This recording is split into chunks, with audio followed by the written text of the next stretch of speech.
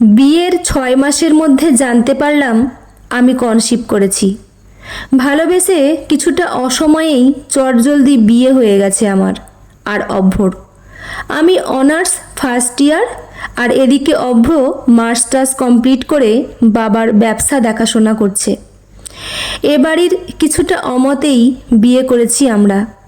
আসলে আমার বাসা থেকে বিয়ের চাপটা বেশি ছিল, তাই বাধ্য হয়ে এমন ডিসিশন নেয়া। অভ্ররা এক ভাই বোন, ও ছোট। তবে দিদির বিয়ে হয়ে গেলেও এ বাড়িতেই থাকে, কারণ তার বর প্রবাসী। দিদির 5 বছরের একটা মেয়ে আছে। বিয়ের পর মাসখানেক ভালোই কাটছিল সংসার, কিন্তু যত দিন পার হচ্ছিল মুখের চেয়ে মুখোশের মিলটা খুঁজে পাচ্ছিলাম। আর সবচেয়ে বেশি কষ্ট পেলাম যেদিন বাচ্চা পেটে আসার খবর শুনে শাশুড়ি মায়ের প্রথম বক্তব্য ছিল, এ বাচ্চা রাখা যাবে না। তার কারণ ছেলের এখনো ইনকাম সোর্স হয়নি, অথচ শ্বশুরের ব্যবসায় যেদিন থেকে অভ্র ঢুকেছে সেদিন থেকে উন্নতি হচ্ছে। এসব গল্প অভ্র আমার কাছে বলতো। বাচ্চাটাকে আমার শাশুড়ি মেনে নিতে পারল না কেন জানি। সবাই প্রেগনেন্সিতে বমি করে, মাথা ঘোরায়, এমন লক্ষণ থাকে, অথচ এসব কিছুই আমার মধ্যে ছিল না। আমি অন্য সময়ের মতোই কাজ করতে পারতাম, তবে মিনিটে মিনিটে ক্ষুধা লাগতো, মনে হতো সারাদিন খাই। নিজেই বিরক্ত হয়ে যেতাম, এমন হচ্ছে কেন আমার সাথে। তারপর যখন 4 মাস, শাশুড়ি তখন অভ্রকে বলছিল, তোর বউ তো ইদানিং এমন খাচ্ছে, আস্ত হাতিটাও খেতে পারবে। বাবার বাড়ি কি খাইছে না খাইছে, এখানে এসে রাজভোগ দেখে জিহবা বড় হয়ে গেছে।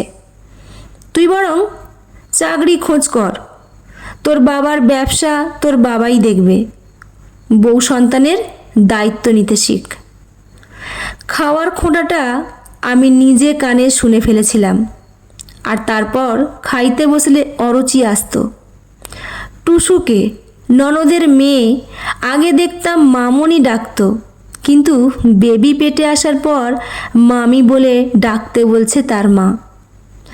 একদিন অভ্রকে বলেছিলাম সন্দেশ আনার জন্য। সে আমার জন্য সন্দেশ এনেছিল, আর সেটা টুসু দেখে ফেলে এবং তার মাকে বলে দেয়। এরপর বাসায় আর এক অশান্তি, আমি নাকি রাক্ষসী। সেদিন রাতে অভ্রর বুকে শুয়ে খুব কেঁদেছিলাম। আসলে অভ্র আমায় সময় দিতে পারতো খুব কম। ব্যবসার সূত্রে বাইরে যেতে হতো অনেক। প্রেগনেন্সির সময় একটা মেয়ে কতটা একলা হয়ে যায় সেটা সেই মেয়েটাই বোঝে। স্বামীর সঙ্গ, পরিবারের সাপোর্ট সবচেয়ে বেশি জরুরি। 7 মাসের স্বাদের দিন টুসু আমার মেকআপ বক্সটা ভেঙে ফেলেছিল বলে তাকে ধমক দিয়েছিলাম। আসলে বিয়ের আগের টিউশনি করে টাকা জমিয়ে একটাই ব্র্যান্ডের মেকআপ কিনেছিলাম। সেটাই টুসু ভেঙে ফেলাতে আমার খুব মন খারাপ হয়।